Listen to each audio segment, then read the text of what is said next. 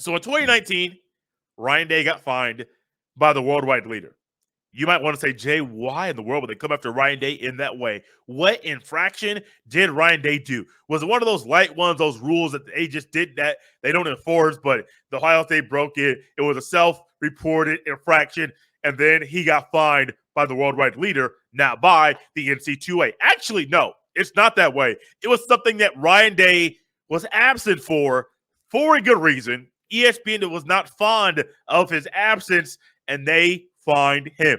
Yesterday in the presser, Ryan Day talked about Mike Urich, the Penn State offensive coordinator, who was actually on staff at Ohio State in 2019.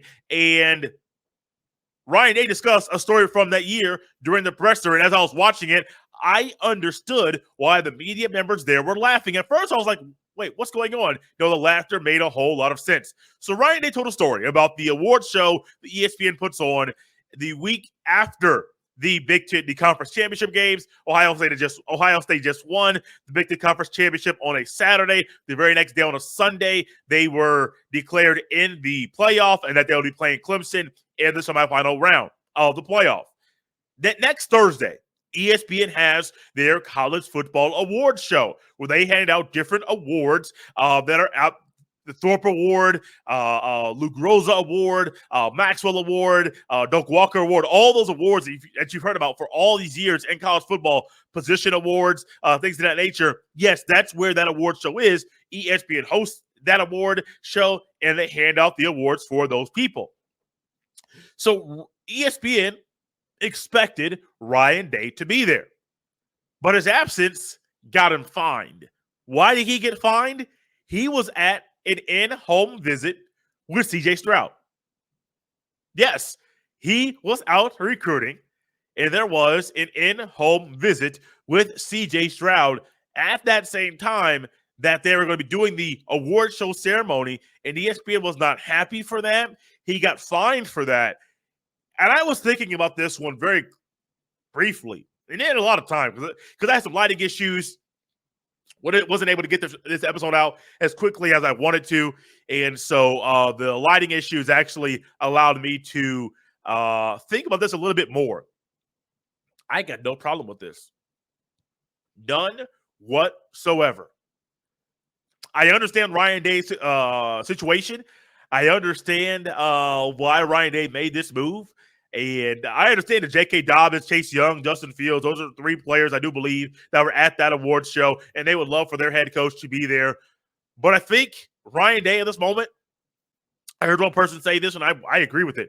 Ryan Day made a business decision. Should I be there at this award show and risk losing one of the best quarterbacks I could get in this class to come to Ohio State? Or do I go to the in-home visit, take the fine, pay said fine, and go on to live another day? It's a risky move you have to make. Life and coaching is not always easy. There are some interesting, delicate details to things and every decision that you make. And Ryan Day knew there was a price and there was a cost that he could pay, he could make. Honestly, in the press conference, he looked at Jerry Emig, the sports information director at Ohio State for assigned to football.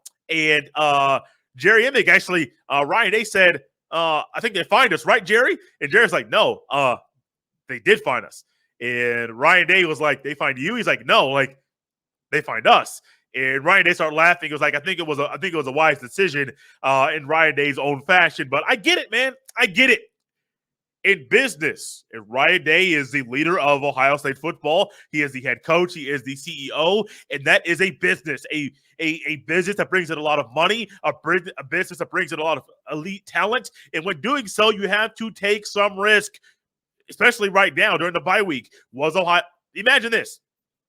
Imagine Ryan Day and Larry Johnson not going to see Keon Keeley, one of the best defensive ends in the class of 2023 during the bye week. Imagine they would have gone and tried to start going to the 2024 recruiting class and forsaken and forgotten about Keon Keeley. They stopped recruiting David Wilson, stopped recruiting Mateo Uiagalelei. Imagine them stop recruiting those guys and they go to the next class, even though those guys in the class of 2023 can assist and really help build the class of 2023 at Ohio State and make it a really good recruiting class and keep the competition and the standard high at The Ohio State University. Imagine if they made a business decision, a poor one, and said, nope, we're going to the junior class now. We're going to recruit those guys. Forget the seniors right now. Their season's almost done. Some of them are in the tournaments, or some schools, they're in the playoffs, depending on what state and how the state runs their postseason. Imagine if Ryan Day and Larry Johnson said that. You, myself, John Garcia might say, what's going on at Ohio State? Why in the world are they doing that? Why in the world are they making that decision? These are things that can happen. But when you make a business decision like what Ryan Day did and said, hey, no, man, I got to recruit. I'll pay that fine. I got to go recruit. He made a business decision. I'm not mad about said business decision. I understand the business decision. And honestly, I think more coaches out there might do the same thing. Or they're already doing it. Wouldn't be shocking if other coaches were doing it, saying, I got to recruit. And in recruiting, I got to make some business decisions. And when doing so, people might not like what I do. Hey, a business decision was made. It could be a business decision that leads Ohio State to winning a national championship with C.J. Stroud as Ohio State's starting quarterback. I like it. I love it. I hope that's the outcome. But also, hey, it happens. He made a business decision. Ultimately, he got fined by the worldwide leader. I understand why Ryan Day made the decision to not go to the award show and to recruit C.J. Stroud.